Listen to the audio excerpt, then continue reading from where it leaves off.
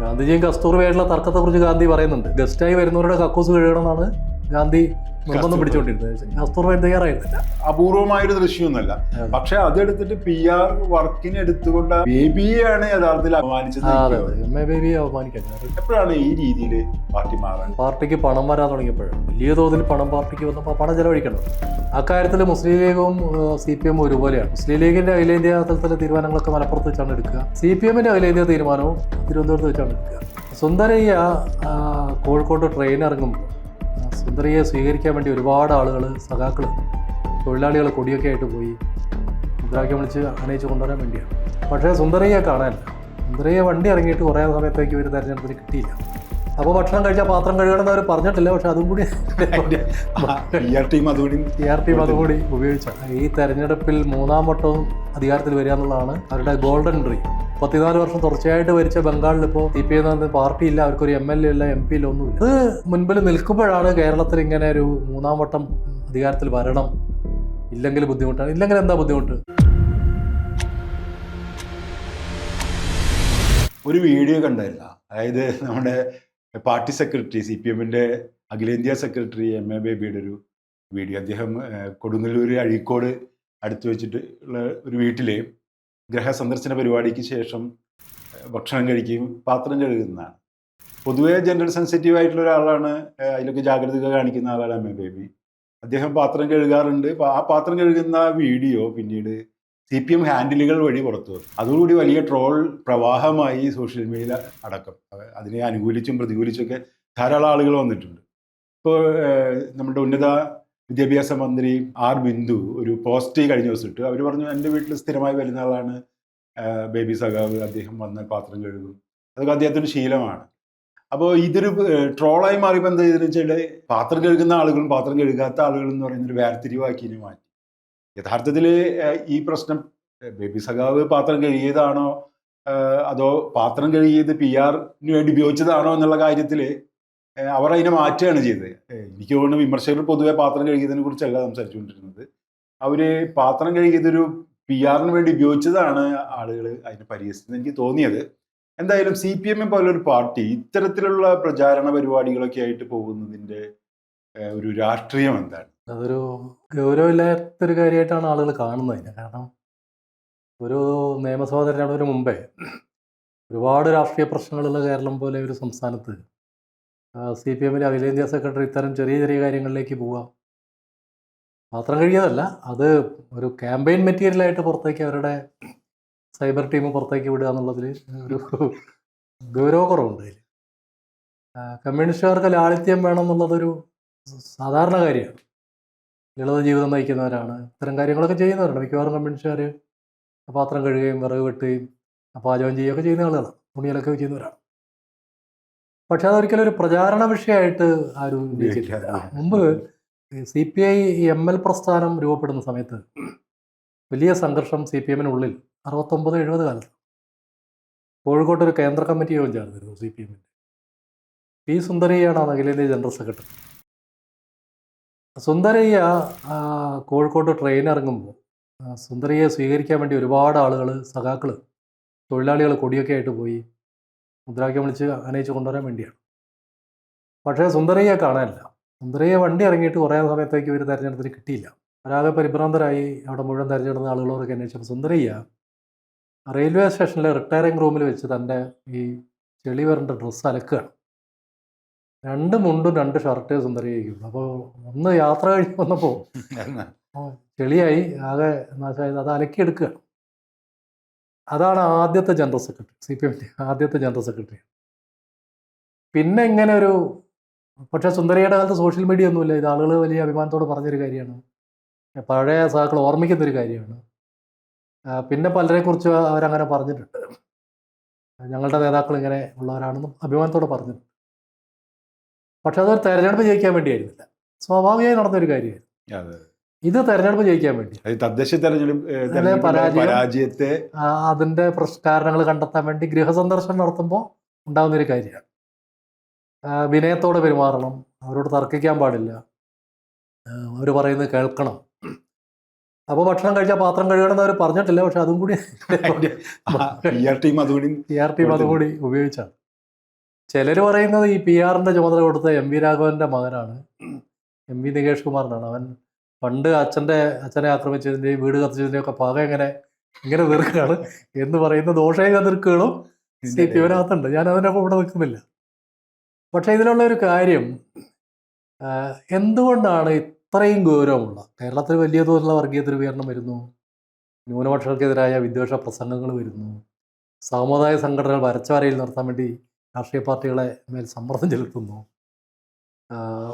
ആഗോളതലത്തിൽ തന്നെ Israel Palestine പ്രശ്നം രൂക്ഷമാണ്, വെനിസ്വേലയുടെ പ്രസിഡന്റിനെ ട്രംപ് പിടിച്ചുകൊണ്ടുപോയി, അങ്ങനെയൊക്കെയുള്ള ഗൗരവമുള്ള രാഷ്ട്രീയ പ്രശ്നങ്ങളുള്ള ഒരു സമയത്ത് സി പി എം പോലെ ഒരു പാർട്ടി ഇത്രയും ലാഘവത്തുള്ള വിഷയങ്ങളിലേക്ക് സഞ്ചരിക്കുന്നതിൻ്റെ കാര്യം എന്താണ്?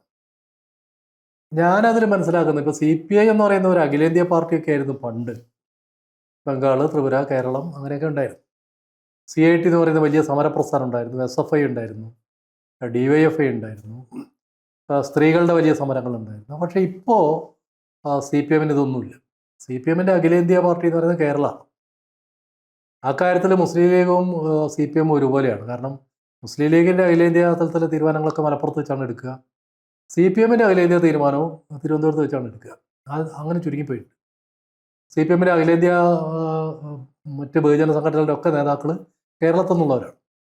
CIT ആയാലും SFI ആയാലും മഹിളാ അസോസിയേഷൻ ആയാലും എല്ലാം മലയാളികളാണ്, അതിൻ്റെ പ്രധാനപ്പെട്ട ഭാരവാഹികൾ. വേറെ ഇവിടുന്ന് ആരെയും എടുക്കാനില്ല. അപ്പോൾ അങ്ങനെയുള്ളൊരു ചുരുങ്ങിക്കൊണ്ടിരിക്കുന്ന ഒരു സ്പേസിൽ ഈ തെരഞ്ഞെടുപ്പിൽ മൂന്നാം വട്ടവും അധികാരത്തിൽ വരിക എന്നുള്ളതാണ് അവരുടെ ഗോൾഡൻ ഡ്രീം. അങ്ങനെ മൂന്നാം വട്ടം അധികാരത്തിൽ വന്നാൽ എന്ത് സംഭവിക്കും എന്നുള്ളത് പിന്നീട് അധികാരത്തിൽ വന്നതിന് ശേഷമുള്ള കാര്യമാണ്. കാരണം 34 വർഷം തുടർച്ചയായിട്ട് ഭരിച്ച ബംഗാളിൽ ഇപ്പോൾ സി പി ഐ എന്ന് പറയുന്ന പാർട്ടി ഇല്ല, അവർക്കൊരു MLA ഇല്ല, MP ഇല്ല, ഒന്നുമില്ല. പാർട്ടി ഓഫീസുകൾ പോലും നിലനിർത്താൻ പറ്റുന്നില്ല. അങ്ങനത്തെ ഒരു ഗതികേടിലേക്ക് പോയിട്ടുണ്ട്. അപ്പോൾ അത് മുൻപിൽ നിൽക്കുമ്പോഴാണ് കേരളത്തിൽ ഇങ്ങനെ ഒരു മൂന്നാം വട്ടം അധികാരത്തിൽ വരണം, ഇല്ലെങ്കിൽ ബുദ്ധിമുട്ടാണ്. ഇല്ലെങ്കിൽ എന്താ ബുദ്ധിമുട്ട്? ഇല്ലെങ്കിൽ ബുദ്ധിമുട്ട് ആളുകൾ പലരും ജയിലിൽ പോകേണ്ടി വരും, വലിയ അഴിമതി കേസുകളിൽ പെട്ട് കിടക്കുകയാണ്, മുഖ്യമന്ത്രി ഉൾപ്പെടെ അഴിമതി കേസുകളിലാണ്. നമ്മൾ ഈ ഒരു പ്രചാരണ രീതി ഉണ്ടല്ലോ, അതായത് നമ്മൾ കേട്ടിട്ടുള്ളത് കോൺഗ്രസ്സുകാർ ചെയ്യുന്ന രീതിയായിട്ടാണ്. കോൺഗ്രസ്സുകാർ ധാരാളം ഇത്തരം കാര്യങ്ങൾ ചെയ്യുന്നതായിട്ടും എനിക്കാണ്. മലയാളത്തിൽ ഒരുപാട് സിനിമകളുണ്ട് ഈ ജനങ്ങളെടുത്ത് ചെല്ലുകയും അവരുടെ കുട്ടികളെ എടുക്കുകയും തോളത്തിടുകയും അതിനുശേഷം കുളിക്കുകയൊക്കെ ചെയ്യുന്ന തരത്തിലുള്ള മിക്കവാറും കോൺഗ്രസ്സുകാരാണ് അതിലൊക്കെ ഭയങ്കരമായി അപമാനിക്കപ്പെടാറുള്ളത്. എനിക്ക് തോന്നുന്നു കോൺഗ്രസ്സുകാർക്ക് അത് രീതി ഉണ്ടെന്നോ എനിക്ക് സംശയമുണ്ട്. നമുക്ക് ഉറപ്പൊന്നുമില്ല. ഈ സിനിമയിൽ കൂടിയാണ് നമ്മളതൊക്കെ കൂടുതൽ കാണുന്നത്. ഈ അടുത്തും അതുപോലത്തെ ഒരു സിനിമ വന്നിരുന്നു. അപ്പോൾ ഈ PR വർക്കും ഇത്തരം കാര്യങ്ങൾക്കൊക്കെ പൊതുവിൽ കോൺഗ്രസിനെ പോലെ പാർട്ടികൾക്കാണ് കണ്ടുവന്നിട്ടുള്ളത്. വേറൊന്ന്, CPM സംബന്ധിച്ചിടത്തോളം പഴയ കാലത്തെ കമ്മ്യൂണിസ്റ്റ് പാർട്ടികളെ പൊതുവെ സംബന്ധിച്ചിടത്തോളം അവർക്കൊന്നും നേതാക്കന്മാർ നേരെ വന്നിട്ട് ഇത്തരം ആളുകളെ കാണേണ്ട ഒരു കാര്യമില്ല. കാരണം വെച്ചാൽ എല്ലാ മനുഷ്യരെയും എല്ലാ കുടുംബങ്ങളുമായിട്ട് വളരെ അടുത്ത ബന്ധമുള്ള ആളുകളാണ് കമ്മ്യൂണിസ്റ്റ് പാർട്ടിയിലെ പൊതുവെ അംഗങ്ങൾക്കൊക്കെ. നേതാക്കന്മാരോട് വരാറുണ്ട്. അത് അവരുടെ ദൈനംദിന ജീവിതത്തിന്റെ ഭാഗമാണ്. അഖിലേന്ത്യാ നേതാവ് വന്നിട്ട് ഒരു പ്രദേശത്തെ ജനങ്ങളെ ആഹ്വാനം ചെയ്യേണ്ട കാര്യമൊന്നുമില്ല. കാരണം സാധാരണ അവരുടെ എല്ലാ നേതാക്കന്മാരും ഇതുപോലെ തന്നെ പോകുന്നു. അപ്പൊ ഇവിടെ നമ്മൾ കാണുന്നത് വല്ലപ്പോഴും വരുന്ന ഒരാളായിട്ട് കമ്മ്യൂണിസ്റ്റ് പാർട്ടിയുടെ നേതാവ് ജനങ്ങളുമായുള്ള ബന്ധം വല്ലപ്പോഴും ഉണ്ടാകുന്ന ഒരു കാര്യം മാത്രമായിട്ട് മാറുന്നതിന്റെ ഭാഗമായിട്ടാണ്. അല്ലെങ്കിൽ ജനങ്ങളും കമ്മ്യൂണിസ്റ്റ് പാർട്ടിയുടെ നേതാക്കളും തമ്മിലുള്ള ഒരു ദൂരം കൂടിയതിന്റെ ഭാഗമായിട്ടാണ് ഇതൊക്കെ വേണ്ടി വരുന്നത്. അത് അവർ തെരഞ്ഞെടുപ്പ് റിവ്യൂവിനകത്ത് പറഞ്ഞിട്ടുണ്ട്. ജനങ്ങളിൽ നിന്ന് അകന്നുകൊണ്ടിരിക്കുകയാണ്. സഖാക്കൾ വല്ലപ്പോഴേ വീടുകളിൽ പോകുന്നുള്ളൂ, അവർ ദൈനംദിന കാര്യങ്ങൾ ശ്രദ്ധിക്കുന്നില്ല. അപ്പോൾ ജനങ്ങളിൽ നിന്നുള്ള അകൽച്ച കുറയ്ക്കാൻ വേണ്ടിയാണ് ഈ വീടുകളിൽ പോകുന്നത്. ജനങ്ങളുടെ മനോഭാവം വേറൊന്നാണ്. ജനങ്ങൾ ഈ കഴിഞ്ഞ 10 വർഷത്തെ ഗവൺമെൻറ്റിനെ വളരെ നിഷേധാത്മകമായിട്ടാണ് കാണുന്നത്. കോവിഡ് കാലത്ത് ചില നടപടികൾ എടുത്തതിൻ്റെ പേരിൽ വീണ്ടും ഭരണത്തിൽ വന്നതും അത് പല രീതിയിൽ ഉള്ള മാനിപ്പുലേഷൻ്റെ ഭാഗമായിട്ടാണ്. അത് കഴിഞ്ഞെടുത്ത എല്ലാ നടപടികളും ജനവിരുദ്ധമാണ്. അതുകൊണ്ട് ജനങ്ങളെ സംബന്ധിച്ച് ഈ ഗവൺമെൻറ്റിനോട് ഒരു ആനുകൂല്യമില്ല. ഒരു എങ്ങനെയും ഈ ഗവൺമെൻറ്റിന് താഴെ ഇറക്കണം എന്ന് ആഗ്രഹിക്കുന്നവരാണ്. അത് ഈ പഞ്ചായത്ത്, മുനിസിപ്പൽ കോർപ്പറേഷൻ തെരഞ്ഞെടുപ്പിൽ കണ്ടതാണ്. അത്ര രൂക്ഷമായ ഒരു ജനവിരുദ്ധ ഗവൺമെൻറ്റിനെതിരെ വികാരം വന്നു, ഭരണവിരുദ്ധ വികാരം വന്നു. അതവർ മനസ്സിലാക്കിയിട്ടുണ്ട്. പക്ഷെ അത് തിരിച്ചു പിടിക്കാൻ ഈ അഭ്യാസം കൊണ്ട് കഴിയുമെന്നുള്ള സംശയമാണ്. ഇത് കുറേ കൂടി പരിഹാസമായിട്ട് മാറാണ് ചെയ്യുന്നത്. കാരണം ഇത് സാധാരണ ഇല്ലാത്ത രീതിയാണ്. സാധാരണ ഇപ്പോൾ കമ്മ്യൂണിസ്റ്റ് പാർട്ടിയുടെ നേതാക്കളെ ജനങ്ങൾ കാണുന്നത് വളരെ ഗൗരവക്കാരായ, രാഷ്ട്രീയത്തെ സീരിയസ് ആയി കാണുന്ന ആളുകളായിട്ടാണ്. അവർ നേരത്തെ പറഞ്ഞ അതിന് കോൺഗ്രസ്സുകാർ സിനിമയെ കാണിക്കുന്ന പോലെ ഇങ്ങനെ കുട്ടികളെ എടുത്ത് താലോലിക്കാനും അങ്ങനെ ഒരു കോമാളി രീതിയിൽ അവർ പോകാറില്ല. കോൺഗ്രസ്സുകാരിപ്പോൾ അതൊക്കെ വിട്ടു. അവർ കുറേ കൂടി ഗൗരവത്തിലുള്ള രാഷ്ട്രീയ പ്രശ്നങ്ങൾ പറയാൻ തുടങ്ങി. പക്ഷേ CPM അവരുടെ രാഷ്ട്രീയമായ ഒരു തകർച്ചയുടെ ഭാഗമായിട്ട്, ഒരു അന്തസ്സാര ശൂന്യതയുടെ ഭാഗമായിട്ട് ഇങ്ങനെ ഒരുതരം കോമാളികളായി മാറിക്കൊണ്ടിരിക്കുകയാണ്. ശരിക്കും ഈ സഖാവ് ബേബിയെ തന്നെ പരിഹസിക്കുന്നതിന് തുല്യല്ലേ? തീർച്ചയായിട്ടും ചിലപ്പോ വളരെ സ്വാഭാവികമായി അതെ നേരത്തെ സഖാവ് ബിന്ദു പറഞ്ഞതുപോലെ സ്വാഭാവികമായി സ്വാഭാവികമായിട്ട് എല്ലാ ദിവസവും ചെയ്യുന്ന കാര്യമായിരിക്കും. പക്ഷേ അതൊരു എല്ലാ ദിവസം ചെയ്യുന്ന എല്ലാ വീടുകളിലും അദ്ദേഹം അത് ചെയ്യുന്നുണ്ട്. വീടുകളിൽ അത് ഇതാണ് നടക്കാറ്. കേരളത്തിലെ ഒരു കമ്മ്യൂണിസ്റ്റ് പാർട്ടിയിലൊക്കെ പ്രവർത്തിക്കുന്ന പല ആളുകൾക്കും ഇങ്ങനത്തെ ശീലപ്പുണ്ട് ഉണ്ട്. അല്ലേ? ഞാൻ മിക്കവാറും പൊതുവെ കാണുന്ന അങ്ങനെയാണ്. ഒരു അപൂർവമായൊരു ദൃശ്യമൊന്നുമല്ല. അതെ. പക്ഷെ അതെടുത്തിട്ട് PR വർക്കിന് എടുത്തുകൊണ്ട് അവര് ബേബിയെയാണ് യഥാർത്ഥത്തിൽ അപമാനിച്ചത്. അതെ അതെ MA ബേബിയെ അവമാനിക്കാൻ അവരുടെ അഖിലേന്ത്യാ സെക്രട്ടറിയെ പരിഹസിക്കുകയാണ് ഒരു തുല്യമായിട്ടുള്ള ചെയ്തത്. കാരണം അതൊരു ശരിയായ രീതിയല്ല. കാരണം ഇത്തരം കാര്യങ്ങളിൽ മുമ്പേ തന്നെ രാഷ്ട്രീയത്തിൽ അത്തരം മാതൃകകളുണ്ട്. ഇപ്പം ഗാന്ധിജിയും കസ്തൂർബയായിട്ടുള്ള തർക്കത്തെക്കുറിച്ച് ഗാന്ധി പറയുന്നുണ്ട്. ദക്ഷിണാഫ്രിക്കയിൽ വെച്ച് മറ്റാളുകൾ അവിടെ ഗസ്റ്റായി വരുന്നവരുടെ കക്കൂസ് കഴുകണമെന്നാണ് ഗാന്ധി നിർബന്ധം പിടിച്ചുകൊണ്ടിരുന്നത്. കസ്തൂർബ തയ്യാറായിരുന്നില്ല. അപ്പോൾ ഗാന്ധി അതിനുവേണ്ടി വലിയ സമ്മർദ്ദം ചെലുത്തി. അത് അവരുടെ കുടുംബ പ്രശ്നമായി മാറുകയും പിന്നെ ഗാന്ധി പശ്ചാത്തപിക്കുന്നുണ്ട് അതിനെ പറ്റി. കാരണം അവർക്ക് താല്പര്യമില്ലാത്ത, അവർക്ക് ബോധ്യപ്പെടാത്ത ഒരു കാര്യം അടിച്ചേൽപ്പിച്ചു എന്നുള്ളതിനെ കുറിച്ച് ഗാന്ധി അങ്ങനെ ചെയ്യുന്നുണ്ട്. പക്ഷേ ഇത് ഗാന്ധിയൻ പ്രസ്ഥാനമല്ലല്ലോ, ഇതൊരു ഗാന്ധിയൻ പ്രസ്ഥാനമല്ലല്ലോ, ഒരു കമ്മ്യൂണിസ്റ്റ് പാർട്ടിയല്ലേ. കമ്മ്യൂണിസ്റ്റ് പാർട്ടിയുടെ കേഡർമാരെ സംബന്ധിച്ച് അത് വേറെ രീതിയിൽ സൃഷ്ടിക്കപ്പെടുന്നത്. അവരൊരു സൈനിക സ്വഭാവമുള്ള മാനസിക ഘടനയുള്ള ആളുകളായിട്ടാണ് കമ്മ്യൂണിസ്റ്റ് പാർട്ടിയുടെ കേഡർമാരെ വിഭാവനം ചെയ്തു വരുന്നത്. അപ്പോൾ അവരെ സംബന്ധിച്ച് ഇതൊക്കെ ഒരുതരം പൈങ്കിളിത്തരം എന്ന് പറയുന്നൊരു രീതിയിലേക്കാണ് പോകുന്നത്. ഇതിലൊരു വേറൊരു കാര്യം കൂടെ ഇല്ലേ, നമുക്ക് ഇപ്പൊ കഴിഞ്ഞ കുറച്ച് നാൾ മുമ്പുള്ള ഒരു തെരഞ്ഞെടുപ്പിൽ ഇതേപോലെ തന്നെ നികേഷ് കുമാറിന്റെ ഒരു കിണറ്റിലിറങ്ങിയ കേസ് പരിഹസിക്കപ്പെട്ട സംഗതിയാണ്. പക്ഷെ തെരഞ്ഞെടുപ്പുകളിൽ PR ഏജൻസികളുടെ, ഇതിപ്പോ PR ഏജൻസിയുടെ ഭാഗമാകാനുള്ള സാധ്യത നമുക്ക് ഉറപ്പൊന്നുമില്ല, നമുക്ക് ഉറപ്പ് പറയാനൊന്നും പറ്റില്ല. പക്ഷെ എങ്കിൽ പോലും തെരഞ്ഞെടുപ്പുകളിൽ PR ഏജൻസികളുടെ ഒരു രീതി അല്ലെങ്കിൽ അവരുടെ ഒരു ഉപദേശത്തിനനുസരിച്ച് തെരഞ്ഞെടുപ്പ് പ്രചാരണത്തെ സെറ്റ് ചെയ്യാനുള്ളൊരു തീരുമാനത്തിന്റെ ഭാഗമാവുമെന്നാണ് എനിക്ക് തോന്നുന്നത്. അത് പുതിയ കാലത്ത് ഇവന്റ് മാനേജ്മെന്റ് ഗ്രൂപ്പുകളെ ഏൽപ്പിക്കുക പരിപാടികളൊക്കെ, അത് ഈ ഒരു ഇതിലേക്ക് കമ്മ്യൂണിസ്റ്റ് പാർട്ടി പോകുന്നത് തെറ്റാണോ? അതൊരു മോശം കാര്യമാണോ? അതൊരു മോശം കാര്യമാണ്. കാരണം കമ്മ്യൂണിസ്റ്റ് പാർട്ടിയെ സംബന്ധിച്ച് താഴെ തട്ടിലെ കേഡർമാരുടെ ഒരു ഇടപെടലും അവരുടെ ഒരു പ്രവർത്തനമാണ് പാർട്ടിയെ വിജയിപ്പിക്കുന്നത്. അവരാണ് വോട്ട് കൊണ്ടുവരുന്നത്. PR ഏജൻസി വിചാരിച്ചാൽ ഒരു പാർട്ടിയെ ജയിപ്പിക്കാൻ പറ്റില്ല. മുമ്പ് ഒരു ഘട്ടത്തിൽ CPIയുടെ സെക്രട്ടറി ആയിരുന്ന CK ചന്ദ്രപ്പനും പിണറായി വിജയനും തമ്മിൽ വലിയ തർക്കം നടന്ന കാര്യമാണ്. ഇത് CPMൻ്റെ ഒരു സമ്മേളനത്തിൻ്റെ കാര്യങ്ങളൊക്കെ ചെയ്ത് PR ഏജൻസിയാണെന്ന് പറഞ്ഞ ഒരു വാർത്ത വന്നപ്പോൾ ചന്ദ്രപ്പൻ അതിനെ പരിഹസിച്ചിരുന്നു. വലിയ ഏറ്റുമുട്ടലുണ്ടായിരുന്നു. യഥാർത്ഥത്തിൽ ഈ സമ്മേളനമായാലും തെരഞ്ഞെടുപ്പുകളായാലും ഒക്കെ PR ഏജൻസികൾക്ക് കൊടുക്കുക, അവർ നടത്തുക, അവരുടെ കീഴിലേക്ക് പോകുക. അതിൻ്റെ ഒരു പ്രശ്നം എന്ന് പറയുന്നത് PR നടത്തുന്നവർക്ക് രാഷ്ട്രീയം ഉണ്ടാവില്ല. അവർ അതിൻ്റെ റീച്ച്, ആളുകൾ ഇതെങ്ങനെയാണ് ആളുകൾ എടുക്കുന്നത് എന്നുള്ള പോലെ അവർക്ക് പ്രശ്നം. ഏത് രാഷ്ട്രീയ സമൂഹമാണ്, ആ രാഷ്ട്രീയ സമൂഹത്തിനകത്ത് അത് ഓക്കെ. പക്ഷേ രാഷ്ട്രീയ സമൂഹത്തിനകത്ത് PR ഏജൻസികൾക്ക് വലുതായിട്ടൊന്നും ചെയ്യാനില്ല. ഒരു സിനിമാ നടന്മാരെ പോലെയോ സിനിമാ നടിമാരെ പോലെയോ പെരുമാറുന്ന ഒരു രാഷ്ട്രീയ നേതാവിനെ മലയാളികൾ സ്വീകരിക്കുക പ്രയാസമാണ്. പണ്ട് ഞാൻ ഓർക്കുന്നുണ്ട്, അതായത് പോസ്റ്ററുകൾ അടിക്കുന്ന സമയത്ത് ആളുകളുടെ ഫോട്ടോ വയ്ക്കുന്നൊരു ഏർപ്പാട് മലയാളികൾക്ക് ഉണ്ടായിരുന്നില്ല. അങ്ങനെ ഒരു രീതി ഉണ്ടായിരുന്നില്ല. ഒരു ഘട്ടത്തിലാണ് പെട്ടെന്ന് എനിക്ക് തോന്നുന്നു സുരേഷ് കുറുപ്പിന്റെ ഫോട്ടോ ആദ്യത്തെ പോസ്റ്റർ ആയിട്ട് വരുന്നത്. അപ്പൊ അന്ന് ഇത് വലിയ ചർച്ചയായിരുന്നു. പോസ്റ്റർ വെച്ചിട്ട് ഒരാളുടെ മുഖം പോസ്റ്ററിൽ ഫോട്ടോ വെക്കുകയാണെങ്കിൽ അത് അയാളെ കേന്ദ്രീകരിച്ചിട്ട് EMS ജയ് വിളിക്കുന്ന ഒരു പരിപാടി, അല്ലേ? അങ്ങനെ പരിപാടി കമ്മ്യൂണിസ്റ്റ് പാർട്ടിയിലില്ല. വ്യക്തികൾക്ക് ജയ് വിളിക്കും. അത് കോൺഗ്രസ്സുകാരൊക്കെ നേരത്തെ കരുണാകരന് ജയ് വിളിക്കും, ഇന്ദിരാഗാന്ധിക്ക് ജയ് വിളിക്കും. പക്ഷെ കമ്മ്യൂണിസ്റ്റുകാരാണ് ചെയ്യാറില്ല. അപ്പൊ അതുകൊണ്ടായിരിക്കണം അന്ന് പോസ്റ്ററിൽ ഫോട്ടോ വെച്ചൊക്കെ ഒരു വിവാദമൊക്കെ ആയിട്ട് മാറാൻ പാർട്ടിയുടെ ഉള്ളിൽ തന്നെ ആയിരിക്കും ആ വിവാദം ഉണ്ടായിരിക്കുന്നത്, പുറത്തുനിന്നായിരിക്കും. പക്ഷെ ഇപ്പോൾ നമ്മൾ PR ഏജൻസികളെ എല്ലാം ചെയ്യുന്ന ഈ രീതിയാണ്.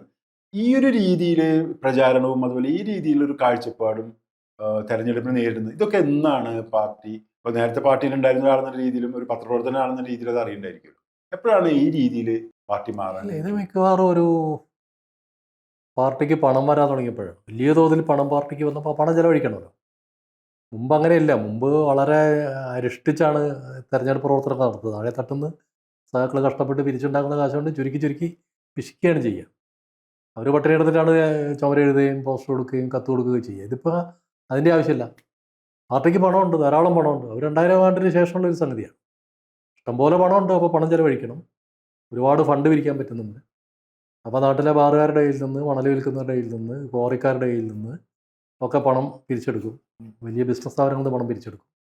ആ പണം ചെലവഴിക്കണം. ആ പണം ചെലവഴിക്കാനുള്ള വഴിയാണ് ഈ PR ഏജൻസികൾ കോടികൾ കൊടുത്തിട്ട് PR ഏജൻസികളെ കൊണ്ടുവരിക. അവരുടെ മുദ്രാവാക്യങ്ങൾ വോട്ട് കൊണ്ടുവരും എന്നാണ് കരുതുന്നത്.